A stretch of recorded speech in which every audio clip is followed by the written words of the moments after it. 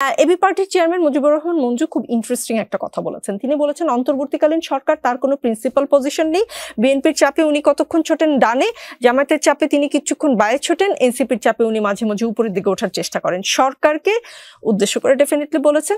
তো কয়েকটা দলের এই যে মন যুগে চলার চিন্তা নীতি, তিন দলের চাপে আসলে সরকার কতটা স্থির থাকতে পারছে? বলছে যে স্থির থাকবে, কিছু ডিসিশন এবার নেবে। আপনার কি মনে হয় শেষ পর্যন্ত স্থির থাকতে পারবে? আমরা যেটা বুঝবার চেষ্টা করছি যে জুলাই সনদের এইবারই শেষ ইস্যুতে যে মানে government took the upper hand, মানে বিএনপি বা অন্যান্য পলিটিক্যাল পার্টির উপরে তারা একটা আপার হ্যান্ড নেওয়ার চেষ্টা করেছে। এটা আগেও যদি এক সময় চেষ্টা করে না তা না, কিন্তু এটাকে স্থিতিশীল রাখতে পারে নাই।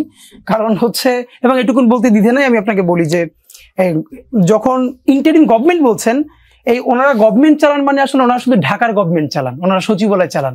লোকাল মানে এই সচিবালয় থেকে যে প্রত্যেকটা জেলা, আমি আপনাকে খুব ভালো করে বলতে পারি, জেলা উপজেলা এই সরকারের নিয়ন্ত্রণ 80%। ম্যাক্সিমাম ক্ষেত্রে যেখানে বিএনপি পাওয়ারফুল সেখানে বিএনপি যেভাবে চাচ্ছে ওখানকার ডিসিএসপি সেভাবে চালাচ্ছে, আর যেখানে জামাত পাওয়ারফুল সেখানে জামাত কিছু স্টেক পাচ্ছে।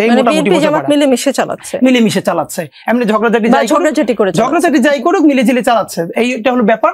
তো ওনারা যেটা গভর্নমেন্টটা চালাচ্ছেন এটা সর্বোচ্চ ঢাকার গভর্নমেন্ট, আর ছোট করে বললে ওই যে সচিবালয়ের আশপাশের গভর্নমেন্টটা চালাচ্ছেন। এর বাইরে ওনাদের আসলে তেমন ইটা নাই। কারণ যে ডিসি আছেন উনি জানেন যে এই সরকার আছে 3 মাস বা 6 মাস। তো ডিসি থেকে উনি যদি সচিবালয় আরেকটু প্রমোশন নিয়ে আসতে চান, শেষ বয়সে একটু সিনিয়র সচিব হয়ে একটা বড় বাংলা নিয়ে বিদায় নিতে চান, তাহলে উনি জানে যে ক্ষমতা কে আসবে। আইদার উনি বিএনপির লবির সাথে যোগাযোগ রক্ষা করেন অথবা জামাতের লবির সাথে যোগাযোগ রক্ষা করবার চেষ্টা করবেন, যাতে উনি পরবর্তী 5 বছর ভালো থাকেন। এই জন্য এখন এই সরকার অনেক কিছু বললেও ওনারা গায়ে মাখান না, এটা ওরা ঘুরছে। আমি বরং একটা জায়গায় আপনি যেটা প্রশ্ন করছিলেন যে জনগণের পাস কি রাজনীতিবিদরা বোঝে কিনা, দেখেন আপনি এই প্রোগ্রামটা শুরু করার আগে অলওয়েজ আপনাদের একটা মোটো আছে, আপনি বলেন যে রাজনীতির জনগণ নাকি জনগণের রাজনীতি।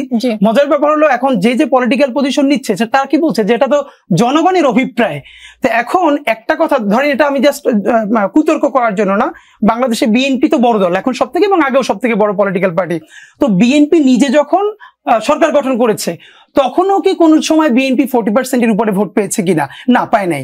এর মানে আপনি খেয়াল করেন যে আমি 40%, এটা তো হচ্ছে আমাদের যে এখানকার পলিটিক্যাল সিস্টেম, এটা তো একটা গলদি, যে তাও কিন্তু 50+1 না আমাদের এখানে সিস্টেম। এর মানে আমি যতজন ভোট দিয়েছে তার মধ্যে বেশি, সেটা যদি 25% হয় তাহলেও হয়তো আমরা কি এই সিস্টেমটা আবার আনতে পারতাম না? অনেক দেশেই তো আছে যে আপনি যেখান থেকে এমপি হন কাস্টিং ভোটের মিনিমাম 51% না পারলে আবার দ্বিতীয়বার ভোট হবে, তাহলেও কি আপনি বলতে পারতেন যে ন্যূনতম আমার জনগণের 51% মানে বেশি আমাকে চাচ্ছে। তো আমি এমপি হলাম 30% ভোটে, আমি সরকার গঠন করলাম টোটাল ভোটে 35%-এ।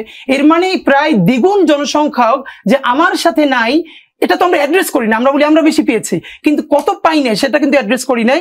এটা এখন বিএনপি সামনে আছে বলে বলছে বিএনপিকে। আওয়ামী লীগ যখন করেছে, জামাত যদি একদিন ওরকম বড় পার্টি হয় জামাতের ক্ষেত্রে এটা হবে। আমি বরং আপনাকে একটা কথা একটু বলি, যেহেতু সায়েদ আব্দুল্লাহ বিএনপির ভাই যিনি আছেন, ওর যে বিএনপির কিছু ভুল পজিশনের কারণে এবার বিএনপি খুব বাজেভাবে পড়তে হয়েছে। সর্বশেষ উদাহরণ দেই, এই যে গণভোট আসার পরেই বিএনপির অ্যাক্টিভিস্টরা দেখবেন, আমি জানি না এটা সেন্ট্রালি ওনাদেরকে অর্ডার করা হয়েছে নাকি অতি উৎসে না ক্যাম্পেইন। আপনি জানেন জুলাইয়ের পরে মানে আবার জামাত আর এনসিপি হ্যাঁ ক্যাম্পেইন এখন হ্যাঁ ক্যাম্পেইনের এগেইনস্টে বিএনপি যখন না ক্যাম্পেইন করছে, তখন পোট্রে করা যাচ্ছে কি যে এই জুলাই সনদে রাষ্ট্র গড়বার যে আকাঙ্ক্ষা তৈরি হয়েছে বিএনপি এটার বিপরীত অবস্থান নিয়েছে। আতিক ভাই যখন বলছেন বিএনপি দুদকের বিরুদ্ধে, দুদকের সংস্কার চায় না, পিএসসির সংস্কার চায় না, এমনকি অন্যান্য ব্যাপারে সংস্কার চায় না, মজার ব্যাপার হলো বিএনপির কাউরে আমি ভালো করে এটা ডিবাঙ্ক করতে দেখি নাই। এখানে পজিশনটা কি? পজিশন হলো পিএসসির গঠনের প্রক্রিয়া।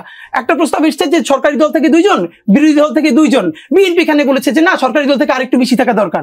দুদক ফরমেশনে বলেছে সরকার থেকে 2 জন, বিরোধী দল থেকে 2 জন, মাঝখানে 2 জন। হয়তো বিএনপি এখানে বলেছে সরকার থেকে 2 জন না 3 জন, নইলে এখানে সরকার যিনি গঠন করবে দুর্বল সরকার হবে। এখন বিএনপির মুশকিল হলো এই যে সে বলছে 2 জনের জায়গায় 3 জন চায় সরকার থেকে, এটাকে পোট্রে করা গেছে বাংলাদেশে। বিএনপি দুদকের সংস্কারই চায় না, বিএনপি পিএসসি সংস্কারই চায় না। এখন এইটার সর্বশেষ প্রমাণটা কি হয়েছে? যখন জুলাই সনদে সরকার আপার হ্যান্ড নিয়েছে, বিএনপির উচিত ছিল সে সবচেয়ে বড় দল, এবং তার সাথে তরুণদের ওই কানেকশনটা এখন পর্যন্ত কম। সুতরাং সে রেসপন্স করবে 2 দিন পর, 3 দিন পর, সে সাথে সাথে এইটা না এইটা না এইটা না, এবং পুরো দুনিয়াব্যাপী এস্টাবলিশড হলো বিএনপি কোনো সংস্কার চায় না। এবং দেখেন বিএনপি কিন্তু সেই না ক্যাম্পেইন থেকে সরে এসেছে। তো আপনি যদি না ক্যাম্পেইন থেকে সরে আসলেন, আপনার প্রথমে জলটা ঘোলা করার কি দরকার তো ছিল না।